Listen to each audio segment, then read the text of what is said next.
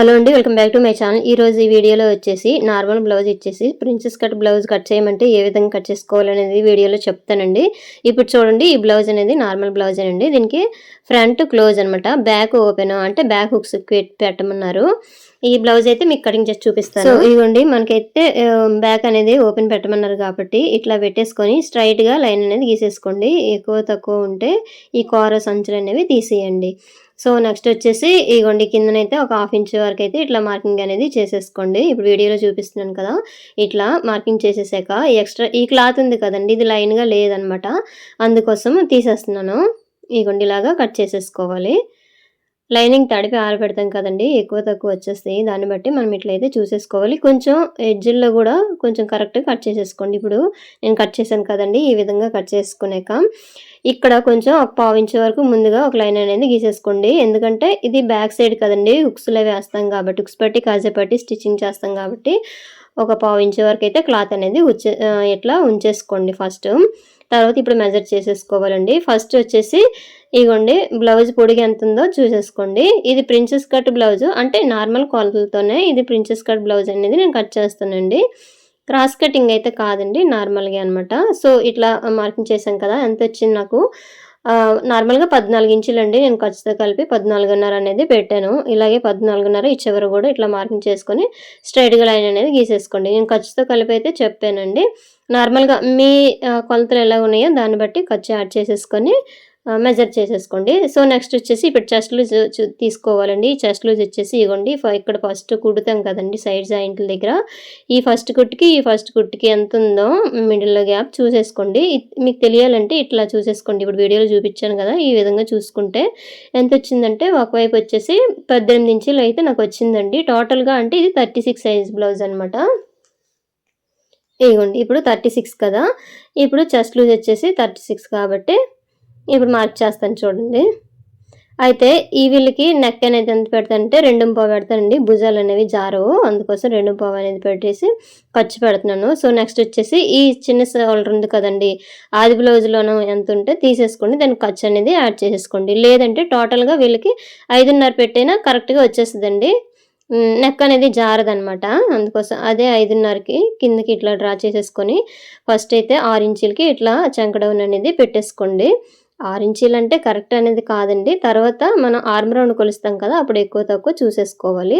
So ఇప్పుడు చూడండి, నేను చెస్ట్ లూజ్ మార్క్ చేస్తున్నాను. చెస్ట్ లూజ్ వచ్చేసి 9 ఇంచీలు ఒకవైపు అనమాట. ఇది ఫోల్డింగ్ మీద ఉండేక అప్పుడు మనం మార్కింగ్ అనేది చేసేసుకోవాలి, వదిలేసి. సో మీకు వీడియో స్పీడ్గా అనిపిస్తే మళ్ళీ నాకు కామెంట్ చేయండి, నేను స్లోగా చేసి పెడతాను. ఇప్పుడు చూడండి, బ్యాక్ డీప్ వచ్చేసి ఎంత ఉందో ఇట్లా చూసేసుకోండి. లేదంటే ఇక్కడ నుంచి ఇట్లా వెనక సైడ్ బ్యాక్ ఎంత ఉందో చూసుకుంటే దాని నుంచి మనం తీసేయవచ్చు అనమాట. ఇదేంటంటే మనకి ఓపెన్స్ ఉన్నాయి కాబట్టి వెనక సైడ్ హుక్స్ పట్టి కాజా పట్టి స్టిచ్చింగ్ అనేది చేసేసుకోగలండి. సో తర్వాత వచ్చేసి పైన 2.5 పెట్టాను కదండి, కిందన 2.5 పెట్టేసి ఇట్లా డ్రా చేస్తున్నాను. డబ్బా షేప్లో గీసేసి ఇందులోనే మనకి ఏ డిజైన్ కావాలంటే ఆ డిజైన్ గీసేవచ్చు. సో నెక్స్ట్ నేనైతే రౌండ్ అనేది గీసేసానండి. ఇక్కడ చూడండి, ఎల్ షేప్లో ఉంది కదా, ఈ కార్నర్లో వచ్చేసి 1.5 అంటే ఇగోండి చూసేసుకోండి. రౌండ్ స్కేల్ తీసేసుకొని ఇలాగా మ్యాచ్ చేసేసుకోండి. మ్యాచ్ చేసుకున్నాక కొలవండి, ఎంత వచ్చిందో ఫస్ట్ కొలిచేసుకోండి. తర్వాత ఆది బ్లౌజ్లో ఎంత రావాలో కూడా చెక్ చేసుకోండి 1-2 సార్లు. ఇది ఆర్మ్ లూజ్ అండి. ఇక్కడంటే మనకి లూజు టైట్ అనేది అక్కడే వచ్చేస్తుంది ఆ చంక దగ్గర. ఇప్పుడు చూడండి చెప్తాను. సో ఇప్పుడు నడుము లూజ్ అనేది తీసేసుకుంటున్నానండి. బ్లౌజ్ని ఇట్లా ఫోల్డింగ్ చేసేసాను. నడుము లూజ్ కరెక్ట్గా ఇట్లా మార్క్ చేసేసుకొని డాట్స్కి ఒక 1 ఇంచ్ మనకు ఖర్చుకి ఎంత కావాలో అంత పెట్టేసుకుంటే సరిపోతుంది. సో నడుము లూజ్ నేను తర్వాత మార్క్ చేశానండి, అయినా అలాగైనా పర్వాలేదు, ఫస్ట్ మార్క్ చేసినా పర్వాలేదు అనమాట. సో ఇప్పుడు చూడండి, ఖర్చు వదిలేసి ఈ చంక రౌండ్ కొలుస్తున్నాను. ఎంత వచ్చిందంటే నాకు 9 ఇంచెస్ వచ్చిందండి ఇప్పుడు కొలిస్తే. కాకపోతే మనకి ఆది బ్లౌజ్లో ఎంత వచ్చిందో ఒకసారి చెక్ చేసుకోండి. ఇలాగా చెక్ చేసుకున్నప్పుడు బ్యాక్ సైడ్ ఉంటుంది కదండి, ఇట్లా చూసుకోవాలి. ఇక్కడ షోల్డర్ జాయింట్ ఉంటుంది కదా, ఆ షోల్డర్ జాయింట్ దగ్గర నుండి ఇక్కడ ఫస్ట్ కుట్టు ఉంటుంది కదా, ఇట్లా చెక్ చేసుకోండి. మనకి రౌండ్ ఏ విధంగా తిప్పుతామో ఆ విధంగా చూసేసుకోండి 1-2 సార్లు. ఇలాగా చూస్తే నాకు ఎంత వచ్చిందంటే 8.5 ఇంచీలు అయితే వచ్చిందండి. ఫస్ట్ గీస్తే 9 ఇంచీలు వచ్చింది కదా, అందుకోసం 1/4 ఇంచ్ పైకి పెట్టాను అనమాట. పెట్టేసి మళ్ళీ ఇక్కడ కార్నర్లో 1.5 ఇచ్చేసి మళ్ళీ రౌండ్ అనేది ఇలాగ ఫ్రీ హ్యాండ్తోనే ఇట్లా గీసేవచ్చండి. పైకి ఇట్లా తీసేసుకొని మళ్ళీ ఒకసారి చెక్ చేసేసుకోండి. ఒకసారి ఇలా పైనుంచి ఇట్లా కొలిస్తే సరిపోయింది. నాకు అయితే వచ్చేసింది 8.5. ఈ విధంగా అంటే ఎప్పుడైనా సరే ఆర్మ్ లూజ్ మనకి కరెక్ట్‌గా మ్యాచ్ అవ్వాలంటే అందరికి 6 ఇంచీలయితే సరిపోదండి. కొంచెం ఎక్కువైనా ఉంటది, తక్కువైనా ఉంటది. అది ఆర్మ్ లూజ్ తక్కువుందనుకోండి, కొంచెం పైకే వస్తదనమాట. అలాగైతే లూజ్ అనేది రాదు. కరెక్ట్‌గా మ్యాచ్ చేసుకోవాలి. సో, నెక్స్ట్ వచ్చేసి ఇక్కడ డాట్స్. ఈ డాట్స్ వచ్చేసి ఇగోండి ఇట్లా మార్కింగ్ అనేది చేస్తున్నాను. వీళ్ళ హైట్ బట్టి డాట్ వేసుకుంటే సరిపోద్ది. 3.5, 4 ఇట్లా ఆ హైట్‌ని బట్టి, బ్లౌజ్ హైట్‌ని బట్టి ఇక్కడ చూడండి ఈ డాట్ నుంచి కొంచెం క్రాస్‌గా ఒక 6 ఇంచీ వరకు కొంచెం లాప్‌కనేది తీసేసాను గదా! మార్క్ చేశాను. కట్ చేసేటప్పుడు చూపిస్తాను. సో, పైన ఇందాక మార్క్ చేశాను గదా! అదేంటంటే కొంచెం భుజాలు జారకుండా అనమాట. మిడిల్ చెస్ట్, అప్పర్ చెస్ట్ అంటారు కదండీ! అదేమొచ్చి ఫ్రంట్ పార్ట్‌లో అని చెప్తాను ఎలాగనేసి. సో, అయిపోయిందండి. ఇప్పుడు బ్యాక్ పార్ట్ అయితే ఇప్పుడు ఏ విధంగా మార్క్ చేసామో అదే విధంగా ఇలా కట్ చేసేయండి. ఇగోండి ఇలాగ రౌండ్‌గా తీసేయండి. దీనికి పైపింగ్ అనేది వేస్తానండి. అప్పుడు చూపిస్తాను మీకు ఎలాగనేసి. ఫ్రంట్ అయితే ఇప్పుడు ఇది బ్యాక్ పార్ట్ కట్ చేసేస్తున్నాం కదండీ! ఈ బ్యాక్ పార్ట్ పెట్టేసి ఫ్రంట్ పార్ట్ అనేది క్లాత్ మీద కట్ చేసేయకూడదండి డైరెక్ట్‌గా. మనం పేపర్ యూజ్ చేయాలి. ఎందుకంటే అక్కడ జాయింట్ చేస్తాం కదండీ ఫ్రంట్ పార్ట్‌లో. అప్పుడు మళ్ళీ చాలదనమాట. అందుకోసము. ఈ చివర కొంచెం ఖర్చు ఉంచాను. ఎందుకంటే నేను ఇక్కడ ఖర్చు చాలా చిన్నది ఉంచానండి. వాళ్ళు ఎక్కువ పెట్టమన్నారు అని చెప్పేసి కొంచెం ఎక్స్‌ట్రా ఉంచాను. ఇక్కడ క్రాస్‌గా ఇప్పుడు కట్ చేయను. తర్వాత కట్ చేస్తాను. Front part తీసేసాక. సో, ఇప్పుడు చూడండి పేపర్ తీసేసుకోండి. పేపర్ తీసేసుకున్నారు కదా! ఈ బ్యాక్ పార్ట్ ఏ విధంగా ఉందో అదే విధంగా మార్కింగ్ అనేది చేసేయండి. అయితే ఇక్కడ చూడండి కొంచెం ముందుకి నేను పెట్టాను. ఎందుకంటే ఇది ఎక్స్‌ట్రా పెట్టాను కదా! ఉక్స్ పట్టి, కాజా పట్టి గురించి. అందుకోసం కొంచెం ముందుకనేది తీసేసుకోండి. మీకు కనిపిస్తుంది కదా! అందుకోసం చూస్తున్నాను. సో, ఇప్పుడు చూడండి మొత్తం బ్యాక్ పార్ట్ ఏ విధంగా ఉందో అదే విధంగా మార్కింగ్ అనేది చేసేయండి. ఇగోండి ఇలాగా ఫ్రంట్ ఇలాగా మొత్తం రౌండ్‌గా ఇప్పుడు ఏ విధంగా ఉందో అలాగే మార్క్ చేసేసాక ఇప్పుడు చూడండి ఇక్కడ కొంచెం ఎక్కువే ఉంచేసుకోండి. తర్వాత అవసరం లేకపోతే కట్ చేసేయొచ్చు గానీ, ఎందుకంటే ఫ్రంట్‌ది జాయింట్ చేస్తాం కదండీ! జాయింట్ చేసేటప్పుడు అక్కడ తక్కువైపోద్దనమాట. అక్కడ షేపులు కట్ చేస్తాం కాబట్టి, అందుకోసం కొంచెం ఎక్కువే ఉంచేసుకోండి. సో, తర్వాతొచ్చేసి ఇక్కడ ఫ్రంట్ డీప్ ఎంతుందో చెక్ చేసేసుకోండి. ఇప్పుడు ఇగోండి ఆది బ్లౌజ్ ఇచ్చారు కదా! ఇందులోనే ఫ్రంట్ డీప్ ఎంతుందంటే నాకు 6.5 ఇంచీలయితే వచ్చిందండి. ఖర్చుతో కలిపి 6.5 ఇంచీలకైతే మార్కింగ్ చేసుకోండి. ఫస్ట్ అయితే ఇట్లా మార్క్ చేసుకోండి.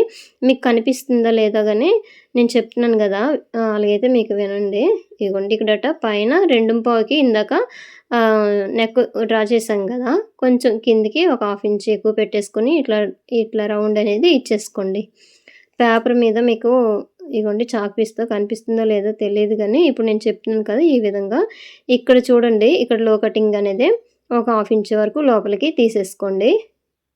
ఇగోండి ఇలాగా. ఇది ఫ్రంట్ పార్ట్. ఎప్పుడైనా సరే మనం ప్రిన్సెస్ కట్‌లోన ఫ్రంట్ పార్ట్ కట్ చేసేటప్పుడు పేపర్ మీద ముందుగా అయితే కట్ చేస్తేనే మనకు కరెక్ట్‌గా కుదురుతదండి. లేదంటే టైట్ అయిపోవడం అట్లా అయిపోద్ది. సో, వీళ్ళకి చెస్ట్ పార్ట్ మార్క్ చేస్తున్నానండి. 10 ఇంచెస్‌కి మార్కింగ్ అనేది చేశాను. వీళ్ళు 36 కదా! అందుకోసం ఇక్కడ నుంచి చూడండి ఇలా మార్క్ చేశాను కదా! దీనికి 3.5 ఇక్కడ కిందన 3 ఇంచీలు ఇట్లా. ఇప్పుడు చూసారు కదా! ఈ విధంగా మార్క్ చేసేసుకోండి. అలాగైతేనే కరెక్ట్‌గా వస్తదండి. తర్వాత ఈ కార్నర్‌లోన ఒక డాట్ పెట్టేసుకోండి. నెక్స్ట్ వచ్చేసి ఇక్కడ చూడండి ఈ డాట్ వెడల్పు వచ్చేసి 1.5 ఇంచీలు అనేది పెట్టానండి. ఇక్కడ ఒక మార్కింగ్ వేసుకోండి. తర్వాత దీనికి ఇట్లా కలిపేయండి ఫస్టు. కలిపేసినాక ఇలాగ కర్వ్ అనేది ఇచ్చేయండి. ఇది డాట్ అనమాట. ఇది కట్ చేసేస్తాంలెండి అందుకోసం. సో, తర్వాత వచ్చేసి ఈ రౌండ్ స్కేల్ అనేది తీసేసుకొని దీనికి మ్యాచ్ అయ్యేటట్టుగా చూసేసుకోండి. ఇప్పుడు ఇది కరెక్ట్‌గా పెట్టేసుకొని ఇట్లా మ్యాచ్ అయ్యేటట్టుగా చూసేసుకోండి. ఇగోండి ఇలాగా. అర్థమైంది కదా! అయితే సైజుని బట్టి గూడా ఈ డాట్ పొడుగనేది వేసేసుకోవాలండి. అలాగే దీనికి గూడా same upper chest, middle chest ఇట్లా మార్క్ చేసుకొని కరెక్ట్‌గా అయితేనే వస్తదండి. ఇప్పుడు చూడండి కరెక్ట్‌గా వచ్చిందో లేదని మళ్ళీ ఒకటికి 2 సార్లు ఈ విధంగా చెక్ చేస్తున్నాను. ఈ చివర కొంచెం ఎక్కువ ఖర్చనేది ఉంది కదా! ఆ ఖర్చనేది మనకి తర్వాత కట్ చేసేస్తానులెండి. ఇగోండి ఇంత పెట్టాను. కొంచెమే ఉంచాను. బిగినర్స్ అయితే కొంచెం ఎక్కువే ఉంచేసుకోండి క్లాతు. తర్వాత మన మెజర్‌మెంట్ ప్రకారం సైడ్ జాయింట్ వేసాక ఎక్స్‌ట్రా ఉన్నది తీసేయవచ్చు. లేదంటే మన ఇష్టం అనమాట. సో, ఇక్కడ చూడండి నేను ఆహ్, నడుముంది కదా! ఆ నడుమనేది ఒకసారి కొలుచుకుంటున్నాననమాట. కరెక్ట్‌గా వస్తుందా లేదా అనేసి. ఇలా కొలిచేయండి సరిపోతది. సో, ఇక్కడ కొంచెము ఇలా కర్వ్ అనేది ఇచ్చేసుకోండి. ఒక హాఫ్ ఇంచ్ వరకు ఇట్లా తీసేసుకొని ఇలా షేప్ అనేది ఇచ్చేసుకోండి.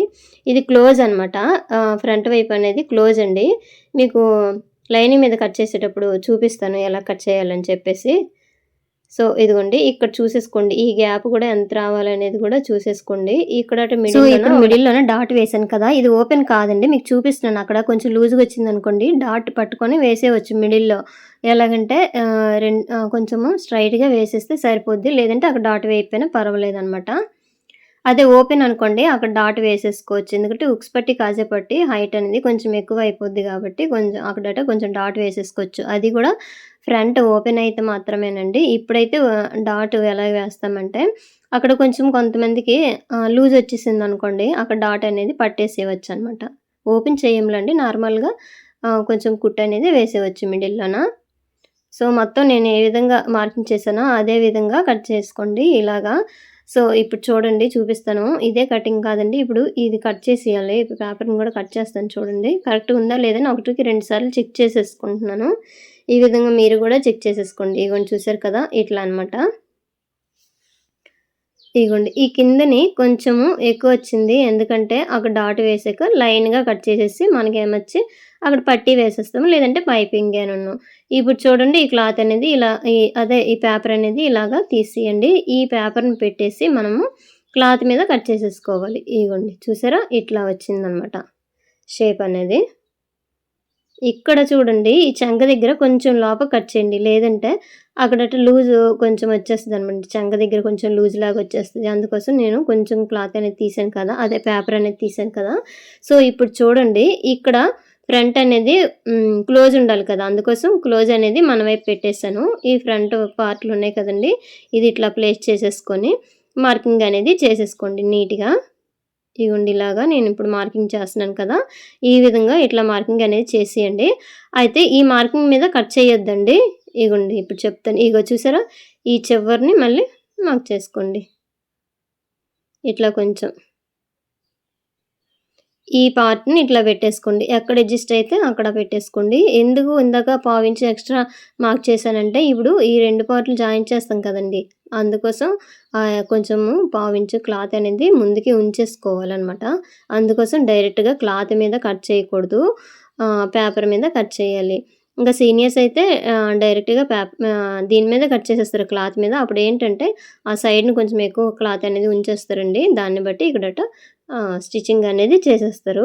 బిగినర్స్ అయితే మాత్రము ఫస్ట్ అయితే పేపర్ మీద కట్ చేసేసుకోండి. ఇప్పుడు మార్కింగ్ ఎలా చేశానో అదే విధంగా ఇలాగా కట్ చేసేసుకోండి. ఇగోండి ఇలాగా. చూసారు కదా! ఈ విధంగా అనమాట. ఫ్రంట్ అయితే ఇట్లా అయిపోయింది కదండీ! ఇది రెండో సైడ్. ఈ సైడ్‌దనమాట. అయితే ఈ షేప్ దగ్గరికొచ్చేసరికి హెవీ చెస్ట్ ఉన్న వాళ్ళకైతే క్రాస్‌గా పెట్టేసుకోండి. ఇందాక పేపర్ కట్ చేసాం కదా! ఆ పేపర్ అనేది క్రాస్‌గా పెట్టేసుకున్నామనుకోండి, ఆళ్ళకి ఫిట్టింగ్ అనేది కరెక్ట్ కుదురుతది. నార్మల్‌గా కొంతమందైతే స్ట్రెయిట్‌గా పెట్టేస్తారు. కొంతమందైతే క్రాస్‌గా పెట్టేసి కట్ చేస్తారనమాట. ఇగోండి. ఇక్కడ డాట్ అనేది ఖచ్చితంగా పెట్టేసుకోండి. ఎందుకంటే తర్వాత కన్‌ఫ్యూజ్ అయిపోతారు కుట్టేటప్పుడు. అందుకోసము డాట్స్ అనేవి పెట్టేసుకోండి. ఇగోండి ఓపెన్ చేశాక ఇట్లా వచ్చింది. ఫ్రంట్ ఇది.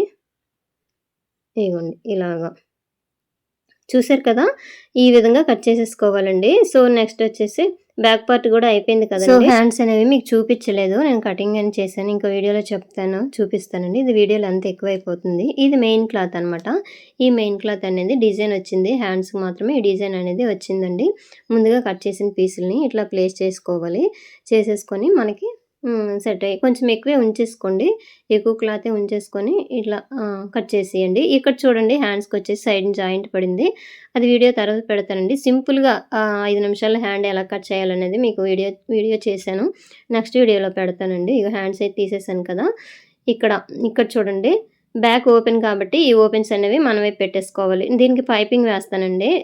ఇగోండి. లోడింగ్ పైపింగ్ అనేది వేయకూడదు. చాలా పల్చగా ఉంది కదా! కనిపించేస్తది పైపింగ్ క్లాత్ అనేది. అందుకోసము నార్మల్‌గా పైపింగ్ వేసేసుకుంటే సరిపోతదనమాట. థ్రెడ్‌తోనే వేస్తే కరెక్ట్‌గా ఫిట్‌గా ఉంటది. బావుంటది. ఇగోండి ఇలాగా బ్యాక్ పార్ట్ ఇది. సో, నెక్స్ట్ వచ్చేసి ఫ్రంట్ అనమాట. ఈ ఫ్రంట్ మనకి అడ్జస్ట్ అయిన దగ్గర తీసేసుకోండి. కాకపోతే ఇక్కడ ఓపెన్ అనేవి మన వైపు ఉంచకూడదండి. క్లోజ్ ఉంచాలి. అర్థం చేసుకోండి. వినండి. క్లోజ్ అనేది మన వైపు పెట్టేసుకోవాలి. ఎందుకంటే ఇక్కడ హుక్స్ పట్టి, కాజా పట్టి బ్యాక్ సైడ్ వెళ్ళింది కాబట్టి ఫ్రంట్ అనేది క్లోజ్‌లో ఉంటది. అందుకోసం ఇగో చూడండి ఇలా కట్ చేసేయండి. నీట్‌గా ఇలా కట్ చేసుకోండి. మిగతా క్లాత్‌లోను ఇంకో షేపులుంటాయి గదా! అవి తీసేయండి.